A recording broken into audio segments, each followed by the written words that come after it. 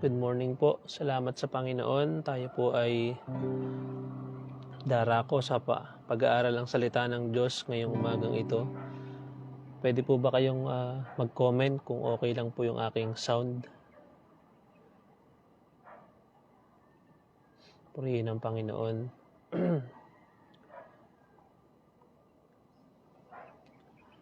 Mag-comment po kayo kung okay lang po yung aking sound dahil ako po ay narito sa may tore, sa may sentro. Amen. Okay lang naman daw po. Salamat po. Purihin ng Panginoon ngayong umagang ito. Tayo po ay darako sa pag-aaral ng salita ng Diyos, manalangin, at magbulay-bulay ng kanyang mga salita dahil napakalaki ng nagagawa ng nagbubulay tayo ng salita ng Diyos tuwing umaga. Amen. Pasensya na po kayo dahil medyo madilim. Ako po ay narito sa may sentro, sa tore. Dahil uwi lang po namin galing Taiwan. Salamat po sa mga panalangin. Salamat po dahil tagumpay po ang pagmimission po namin doon sa lugar ng Taiwan. At maraming mga kaluluwa, maraming mga lingkod ng Diyos na napalakas. Dahil sa biyaya ng Panginoon ay tayo po ay ginamit sa lugar po na iyon sa Taiwan. Purihin ang Panginoon ngayong umagang ito. Bago tayo mag-aral ng kanyang salita ay tayo po muna ay umawit sa Panginoon ng isang awit na himno. Ang pamagat po nito ay I have decided to follow Jesus. Amen. Purihin ang Panginoon bilang mga lingkod ng Diyos. Kailangan ito po ay lagi nating nasa isip at lagi ninanasa na I have decided to follow Jesus. Hallelujah. Awitin po natin itong awit na ito. Tayo pong lahat. I have decided to follow Jesus. I have decided to follow Jesus. I have decided to follow Jesus. No turning back. No turning back. Minsan pa po.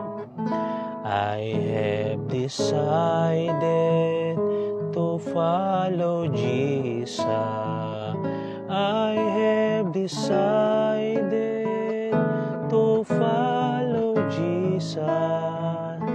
I have decided to follow Jesus. No turning back.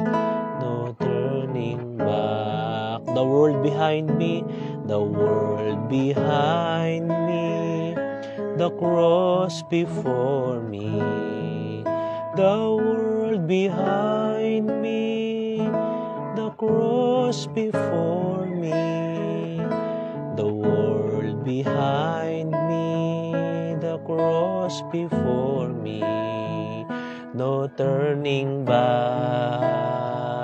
Amen. No turning back. Minsan pa po, sabihin natin, the world behind me, the cross before me, the world behind me, the cross before me, the world behind me, the cross before me.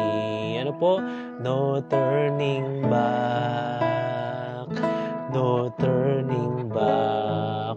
Though none go with me, though none go with me, still I will follow. Though none go with me, still I will follow. Though none go with me, still I will follow. No turning back. No turning back. Awitin nga po natin sa Tagalog. Pinasyahan ko sa aking loob na ang susundin tanging si Jesus. Tao sa puso't di makikilos. Ano daw po? Walang urong sa pagsunod. Hindi uurong kahit laitin, kahit tawanan ay susunod rin si Jesus lamang. Amen. Hallelujah. Ang kilalaning mananakot nasalarin. Panginoon ko ang inyong tulong, huwag iwalay sa mukot lungoy. Habang lakas mo ang aking tulong, sa laban ay di uurong. Amen. Purihin ng Panginoon. Isang awit na nagpapaalala sa atin na anuman ang pinagdaraanan po natin, masasabi pa rin po natin sa Panginoon, Lord, I have decided to follow Jesus. Bakit? Kasi nasa sa akin ang iyong Espiritu. Amen. Tayo po ay manalangin. Lord God, salamat po sa oras po na ito. Tuloy naming ninanasa ang pagkilos ng inyong banal na Espiritu sa aming pag-aaral, sa aming pananalangin ngayong umagang ito. Inihiling po namin ang masaganang pagsama po ng inyong banal na Espiritu. Purihin kayo sa pangalan ng Panginoong Jesus. Amen. Amen.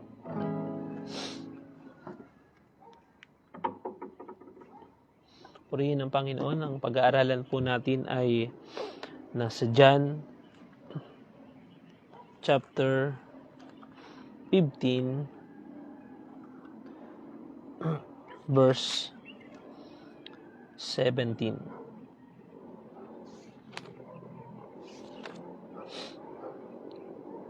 John chapter 15 verse 5 po pala, sorry.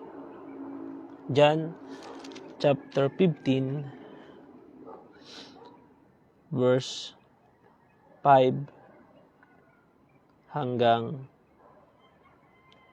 7.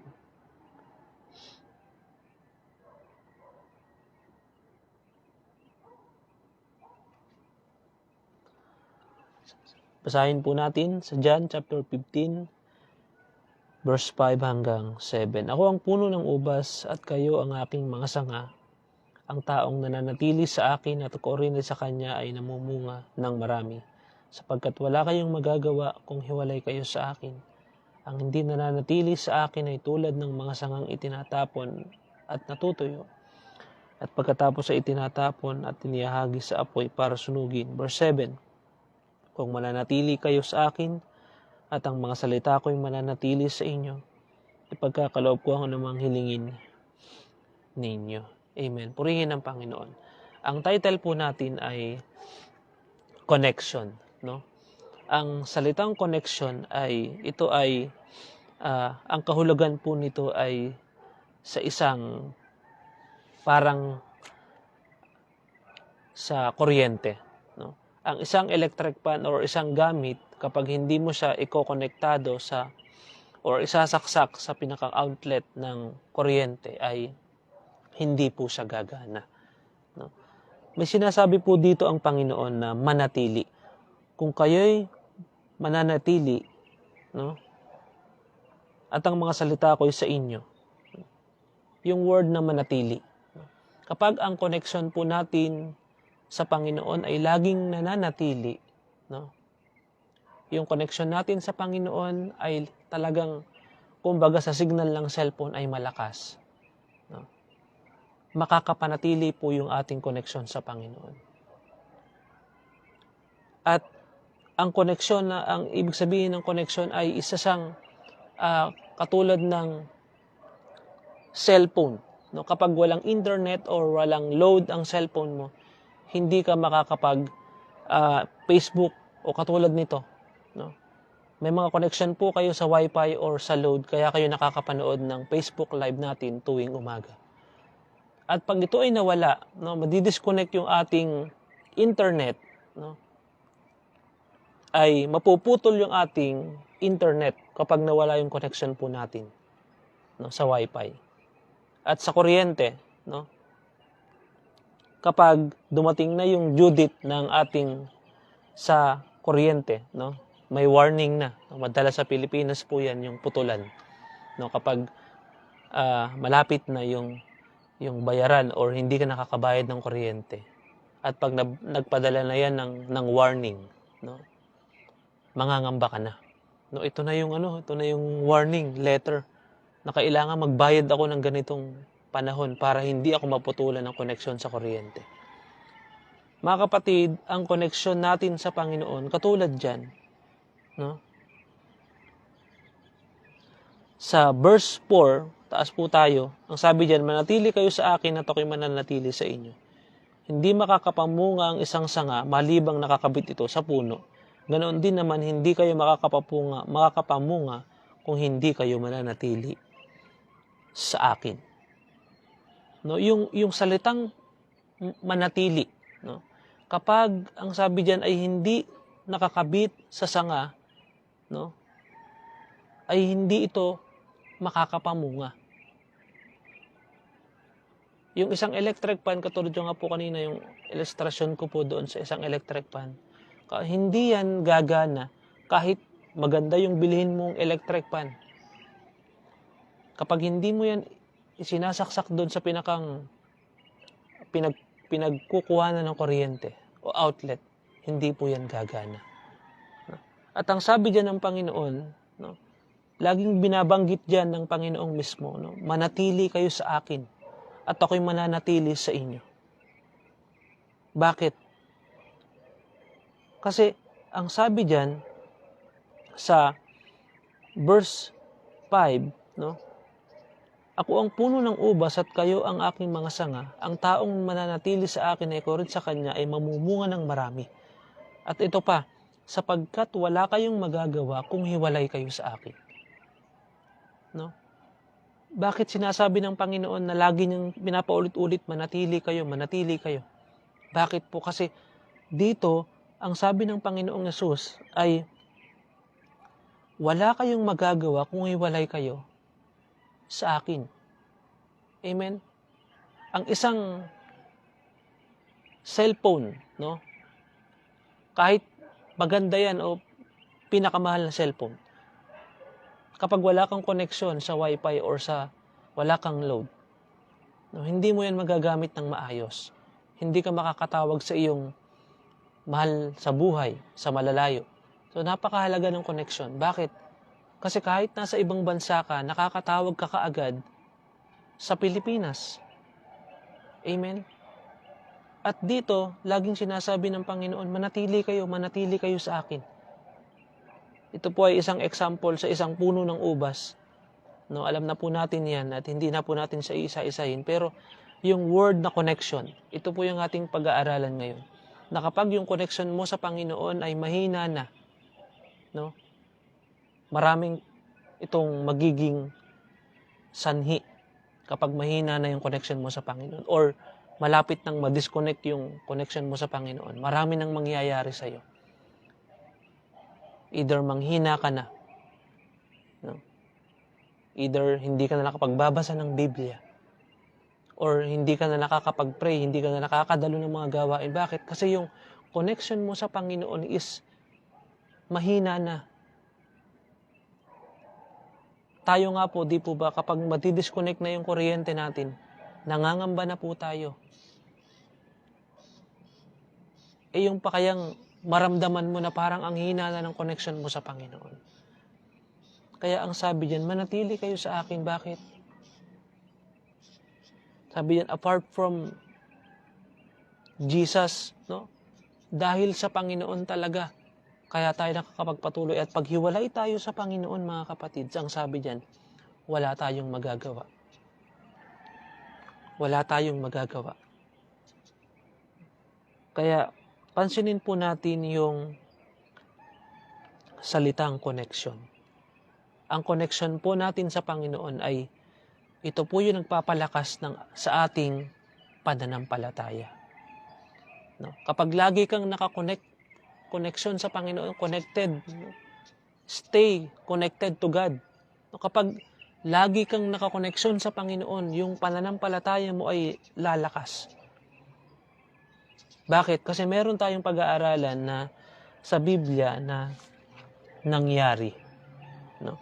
Dahil yung kanilang koneksyon sa Panginoon ay napakalakas, na kahit may pagsubok sila, kahit dumaan sila sa kamatayan, pag-uusig, malakas pa rin yung kanilang koneksyon sa Panginoon. Pag-aralan po natin ito sandali at mamaya ay tayo mananalangin. Medyo lumiwanag na po dito sa taas.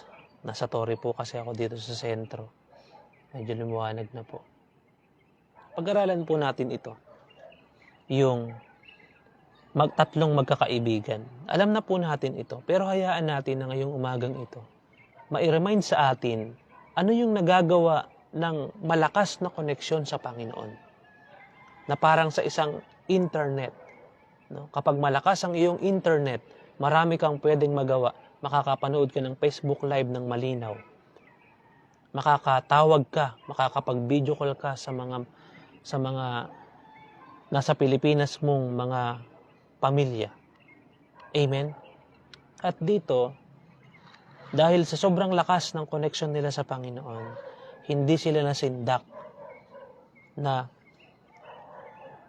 magpatuloy at manindigan sa Panginoon. Ito po ay yung tatlong magkakaibigan sa Shadrach, Meshach at Abednego.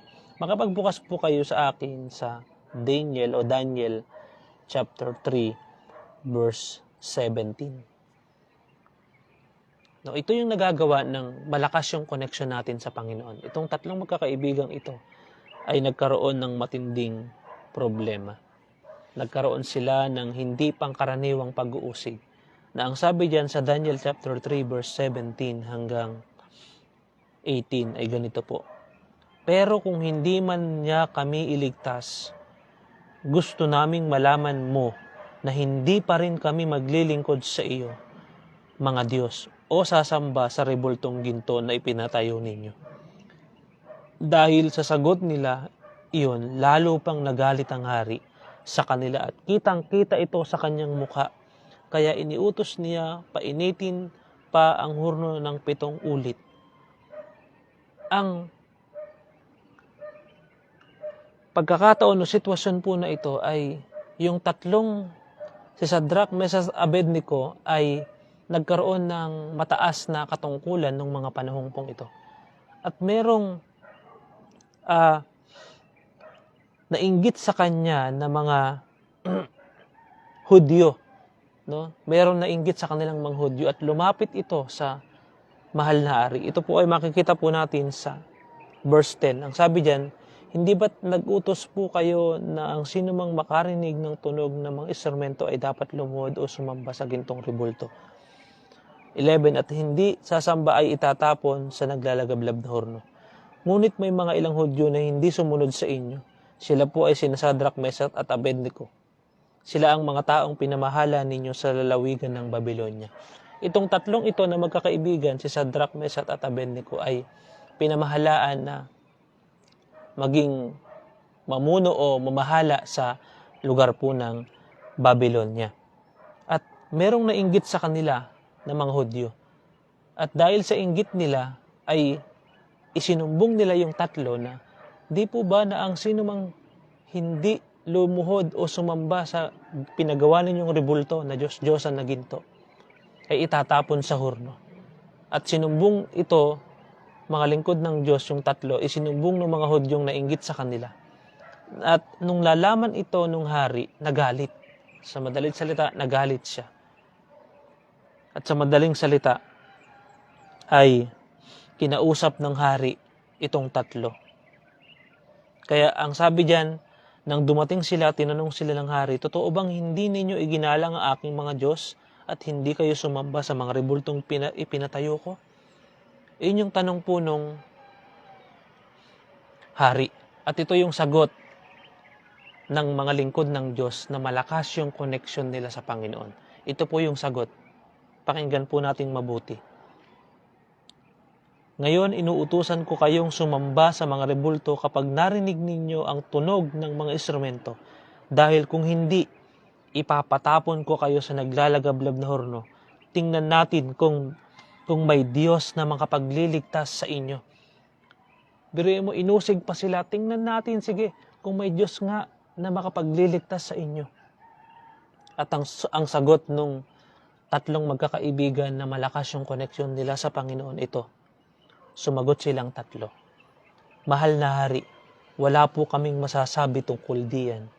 Kung talaga pong ganyan ang mangyayari, ililigtas kami ng aming Diyos na pinaglilingkuran mula sa naglalagablab na horno. Ililigtas na kami mula sa inyong mga kamay. Pero kung hindi man kami iligtas, pansinin po ninyo itong word po na ito. Ang kausap po nung tatlong mga lingkod ng Diyos na ito, na malalakas yung koneksyon nila sa Panginoon, na isang hari na makapangyarihan nung mga panahon po nito, ng Babylonia. At ang kanilang sagot, kung hindi man kami iligtas ng aming Diyos, ano po? Kung talaga pong ganyan ang mangyayari, ililigtas kami ng Diyos naming pinaglilingkuran mula sa naglalagablab na horno at ililigtas na kami mula sa inyong mga kamay. 18. Pero kung hindi man niya kami iligtas, gusto naming malaman mo na hindi pa rin kami maglilingkod sa inyong Diyos o sasamba sa rebultong ginto na ipinatayo ninyo. Tingnan nyo, kaya nila nasabi yun mga kapatid, na hindi man kami iligtas ng aming Diyos sa pinaglilingkuran, hindi namin ipagpapalit ang aming Diyos dyan sa gintong rebultong ipinagawa ninyo. Mga kapatid, pansinin po ninyo yung salitang ito. Nung minemeditate ko po ito kagabi, talagang pinalakas ako ng Panginoon. Bakit? Kasi yung koneksyon nila sa Panginoon na pinaglilingkuran nila ay napakalakas, na kahit sila ay dumaan sa pag-uusig, no? Kahit sila ay dumaan sa pinakamahirap na sitwasyon, pinakamatinding pag-uusig, nasa bingit sila ng kamatayan, inuusig sila ng isang haring mataas, isang haring kilala. Alam nyo, kapag ikaw ay nasa lugar ng pag-uusig, marahil sa pamilya, sa asawa mo, sa kaibigan mo, sa ka-workmate mo, nasa time ng para kang ibinababa o idinadaw nila o nasa pag-uusig ka, kapatid, ipagtatanggol ka ng Panginoon. Hindi niya hahayaan na bumaksak ka or ikaw ay makita ng Panginoon na bumabaksak. Ipagtatanggol ka ng Panginoon. Huwag mo lang hahayaang mawala yung connection mo sa Panginoon. Huwag mo lang hayaang humina yung connection mo sa Panginoon. Bakit? May panganib kapag yung connection mo sa Panginoon ay humina na at maputol. Bakit? Ang sabi ng salita ng Diyos sa John chapter 5 verse 7, wala kayong magagawa kung kayo hiwalay sa akin. Anong sabi po dyan mga kapatid? Hindi man kami iligtas ng aming Diyos na aming pinaglilingkuran. Ano po ang sabi? Hindi pa rin kami maglilingkod sa iyong Diyos na o sasamba sa rebultong ginto na ipinatayo ninyo. At nung marinig yon nung hari, lalong nagalit yung hari. Lalong nagalit. Kaya ano ang ginawa? Ito yung ginawa. Dahil sa sagot nilang iyon, lalo pang nagalit ang hari sa kanila at kitang-kita ito sa kanyang muka. Kaya inutos niyang painitin ang horno ng 7 ulit. No? 7 times na pinainit yung horno na paghuhulugan doon sa tatlo mga lingkod ng Diyos na malakas yung koneksyon nila sa Panginoon. Pero hindi sila nasindak. Bakit? Stay connected to God. No? Stay connected to God. No? Stay. No? Manatili. Pag sinabing stay, no? Manatili kang konektado sa Panginoon. Kahit dumaraan ka sa pag-uusig, kahit dumaraan ka sa matinding sakit, lalo mong palakasin ang connection mo sa Panginoon. Katulad nitong tatlong ito. At ano ang nangyari? No? Kaya ginapos sila ng mga sundalong at itinapon sa horno na hindi na inalis ang kanilang mga damit. Dahil sa pinainit pang lalo ng hari ang horno, namatay ang sundalong nagtapon sa kanila. Sa sobrang init, sa sobrang tindi ng init, yung mismong mga sundalo na nagtapon dun sa tatlo, sila yung unang namatay sa sobrang init. Pero alam nyo, itong tatlong ito, yung word na sinabi nila na hindi man kami iligtas ng aming Diyos, hindi pa rin kami sasamba sa inyong Diyos sa pinagawa. Alam nyo, minsan may mga ganun tayong salita na minsan nararamdaman natin na parang hindi na tayo sinasamahan ng Panginoon. Minsan nararamdaman natin na, Panginoon, sige po, kahit kami po ay ganito dumaan sa ganitong paghihirap, Panginoon, sige po, magpapatuloy pa rin po ako. Minsan nasasabi natin na, sige po, Panginoon, kahit hindi nyo na lang po ako samahan. Alam nyo, nagiging parang drama tayo. No? Hindi po maiiwasan yan dahil meron po tayong kanya-kanyang damdamin. Pero ang isang pagpapakita lang po ng salitang ito, nasa ang sabi, hindi man kami ipagtanggol ng aming Diyos. Alam nyo, dapat may ganan po tayong kaisipan o pananampalataya. Bakit? Kasi kaya nila nagawa yun, kaya nila nasabi yun sa hari. Tandaan po natin yung pagkakataong ito, nasa bingit sila ng kamatayan. Pero nasabi pa rin nila, hindi man kami iligtas ang aming Diyos. Hindi namin sa kayang ipagpalit. Amen? Hallelujah. Stay connected to God, mga kapatid. No, manatili ka sa connection mo sa Panginoon. Huwag mong hayaang humina ito. Huwag mong hayaang maputol ito ng anumang pagsubok. Bakit? Wala ka kasing magagawa, wala tayong magagawa kung hiwalay tayo sa Panginoon. Stay connected to God, mga kapatid. Pwede nyo po bang i-type yan, mga kapatid? Stay connected to God. Kaya anong sabi dyan? Pasensya na po kayo, mag-overtime po ako ng ilang minuto lang po. Dahil gustong ipaalala ng Panginoon sa atin itong salitang ito. Pansinin po natin. Verse 23. At silang tatlo na nakagapos ay bumaksak sa naglalagablab na horno. Habang nakatingin si Haring Nebukadnesar, bigla siyang tumayo sa laki ng kanyang pagkakamangha. Amen. Ang mga opisyal, hindi ba tatlo lang ang tinapon sa apoy? Sumagot sila, opo, mahal na hari. Sinabi ng hari, tingnan nyo, 4 na ang nakikita kong palakad-lakad sa gitna ng apoy. Hindi sila nakagapos at hindi sila nasusunog at isa man sa kanila ay parang Diyos. Mga kapatid, pansinin po natin. Yung hari na galit sa tatlong lingkod ng Diyos na nananatili sa Panginoon. Yung hari, mismong nakita niya yung tatlong inusig niya na naglalakad sa hurno ng pinakamatinding init. At hindi lang naglalakad, may kasama silang parang Diyos.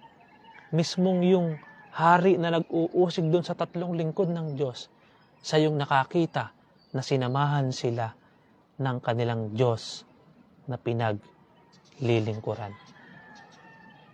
Hallelujah. May umuusig ba sa inyong pamilya? Hayaan nyo na makita ng Diyos o makita ng umuusig sa inyong pamilya na kasama nyo ang inyong Diyos.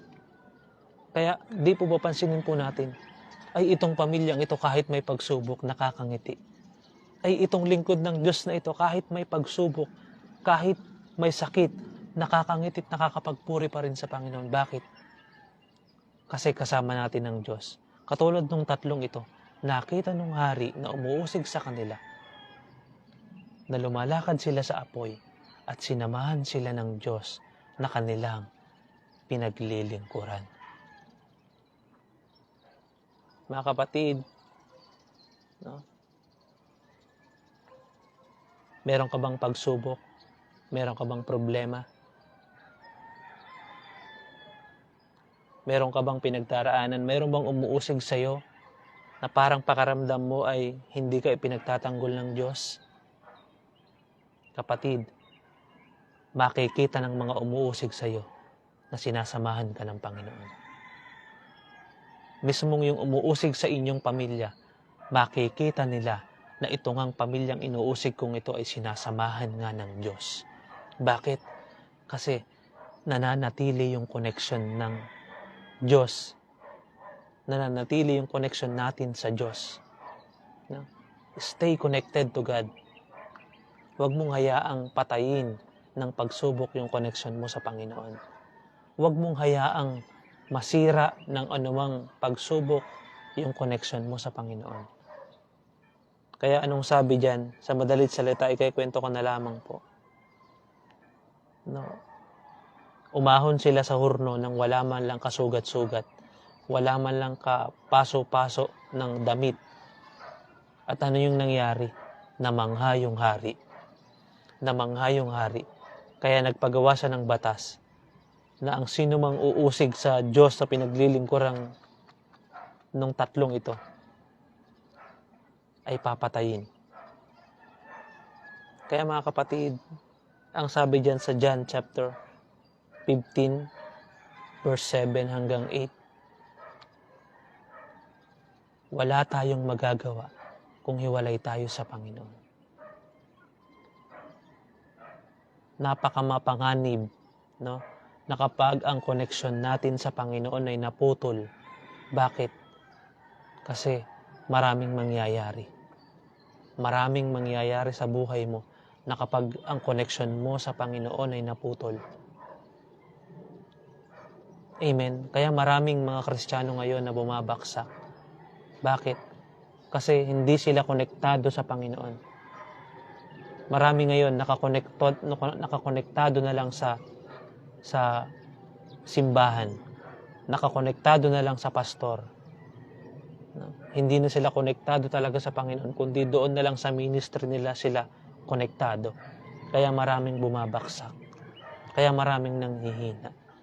Kaya mga kapatid, stay connected to God. Stay connected to God. Bakit? Katulad nung tatlong ito. Sinabi man nila na hindi man kami iligtas ng aming Diyos. Hindi namin siya ipagpapalit. Bakit? Sa inawit natin, I have decided to follow Jesus. No turning back. No turning back. Bakit meron tayong ganong kaisipan? Kasi yung connection natin sa Panginoon ay napakalakas. Amen.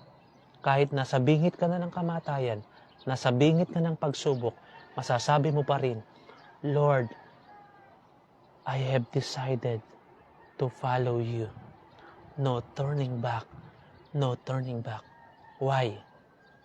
Because stay connected to God. Amen mga kapatid.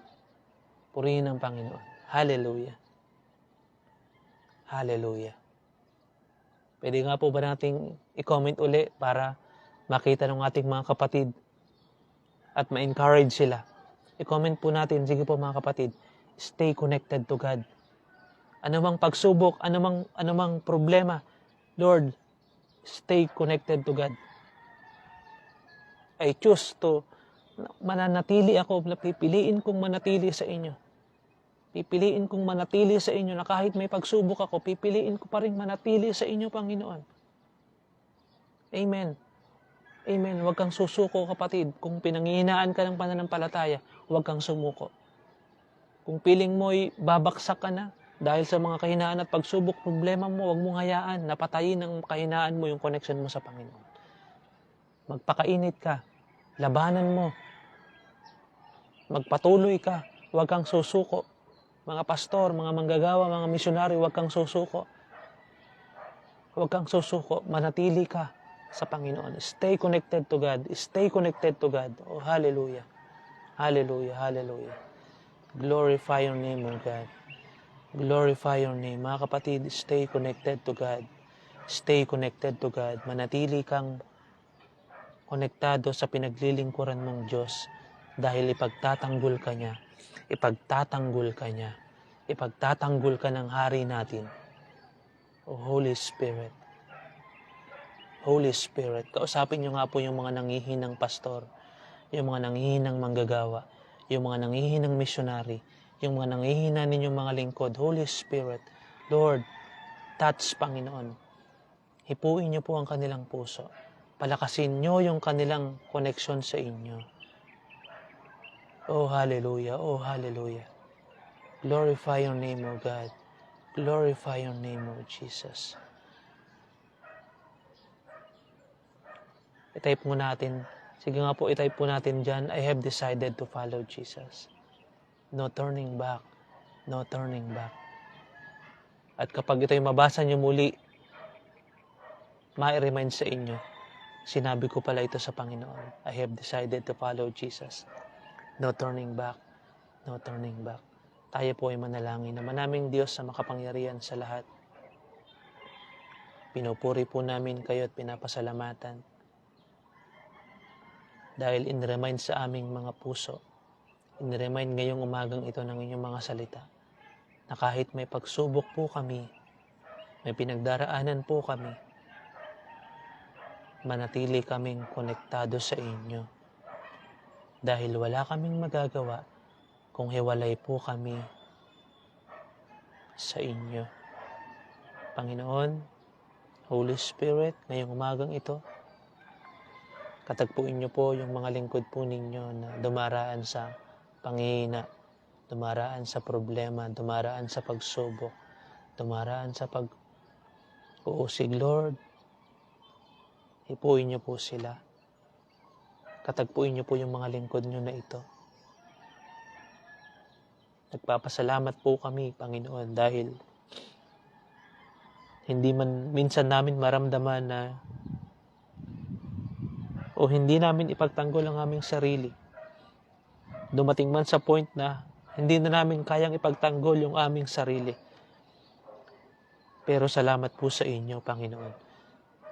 Meron kaming Diyos na tagapagtanggol at kalasag.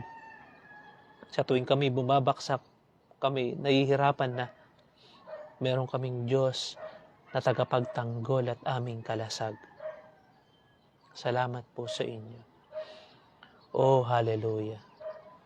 Glorify your name, O God. Pagpalain po ninyo ang mga kapatid ko sa Panginoon na nanood ngayong oras po na ito. At sa mga makakapanood pa ng live na ito, Lord, palakasin po ninyo sila. Purihin kayo, Panginoon. Pagpalain niyo po ang mga lingkod ninyo at ingatan, Panginoon, sa pangalan ng Panginoong Hesus. Amen and amen. Purihin po ang Panginoon.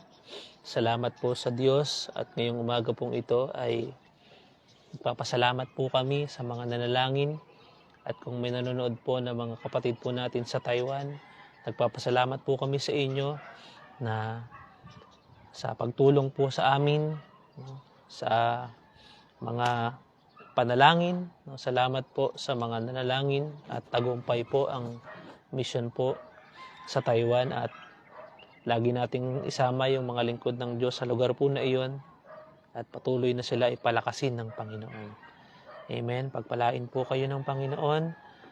To God be the glory. God bless po.